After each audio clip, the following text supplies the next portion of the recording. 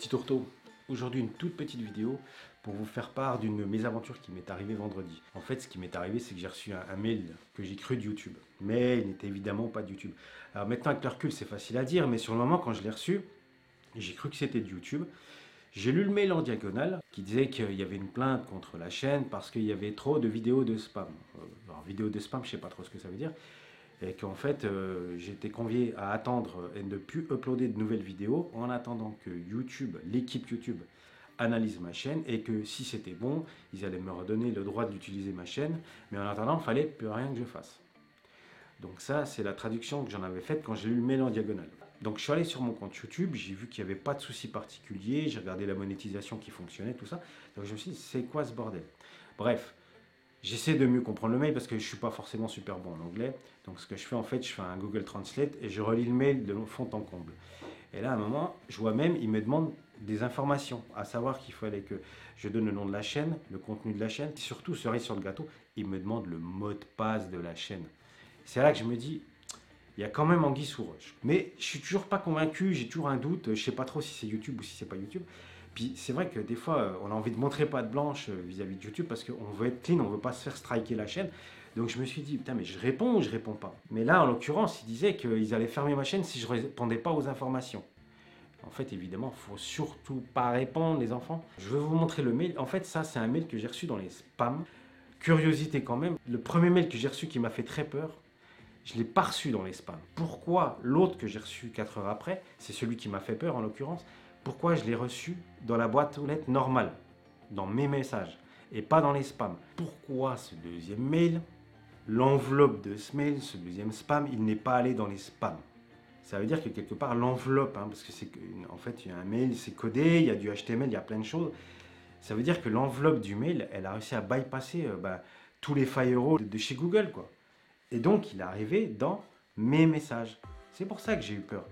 Ça se trouve, en fait, s'il serait arrivé dans spam directement, je regarde jamais mes spams, moi. J'ai aucune raison d'y aller. Mais là, ce putain de mail, il est arrivé dans mes messages normaux. C'est pour ça que j'ai flippé, en fait. Voilà. Donc, tout ça pour vous dire que, bon, bah, évidemment, j'ai pas répondu. Je vais vous montrer la teneur du mail. Sachez néanmoins que le mail que j'ai reçu dans mes messages, je l'ai supprimé par mégarde. Donc du coup, je vous ai fait des captures du mail, du spam à proprement parler. Voilà la tronche du mail. Alors celui-là, c'est celui que j'ai reçu dans les spams. Je ne vais pas vous le lire parce que mon accent, il est déplorable. Sachez donc qu'à la fin quand même, ce qui fait un peu peur, c'est qu'on voit bien que on nous demande le nom de la chaîne, le channel content subject, le copyright yes or no et le password de la chaîne. Et c'est là que tu te dis, oh, on se fout de ma gueule ou quoi là, c'est pas normal ça. Après, néanmoins, si vous cliquez sur les liens en dessous, ça vous renvoie directement sur le site YouTube. Donc c'est là où ça met un peu le doute et ça peut faire illusion. Ce qui ne fait pas illusion, par contre, c'est quand vous regardez l'expéditeur. L'alias YT support, à la limite, pourquoi pas.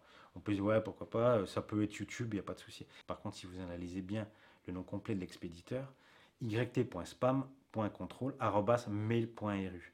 Mail.ru, c'est évidemment les Russes qui vous envoyaient ce mail. Donc c'est de la merde, c'est du fake, et c'est là qu'on se dit, faut surtout pas répondre. De toute façon, dès qu'on vous demande un mot de passe, il y a anguille sous roche. Alors là, quand vous voyez que l'adresse elle vient de Russie, on veut vous la mettre profond, c'est clair. Donc surtout répondez pas à ce genre de mail. Voilà. Je vous montre par ailleurs donc le mail complet traduit grâce à Google Translate. On voit que de toute façon la formulation des phrases n'est pas très claire. Ça aussi, ça peut prêter à confusion, ça peut mettre le doute. De toute façon, dès que c'est .ru, barrez-vous. À part si vous avez des amis russes. Mais bon, moi personnellement, j'en ai pas. Et à chaque fois que je reçois des trucs de Russie, c'est des nanas qui veulent se marier avec moi. Donc franchement, c'est pas normal tout ça. Non mais c'est vrai en plus. Voilà mes petits tourteaux, j'espère que cette vidéo vous a été riche d'enseignements, j'espère que vous ne vous ferez pas avoir comme moi. Enfin en même temps je ne me suis pas fait avoir, mais j'ai eu une sueur froide, enfin j'ai transpiré, c'est le contraire plutôt. Je me vois encore dire à ma femme, putain ils veulent fermer ma chaîne YouTube, ces enfoirés et tout, je comprends pas, je suis nickel, je fais attention à tout. Enfin j'ai eu le doute pendant 10 minutes quoi, allez 5 minutes.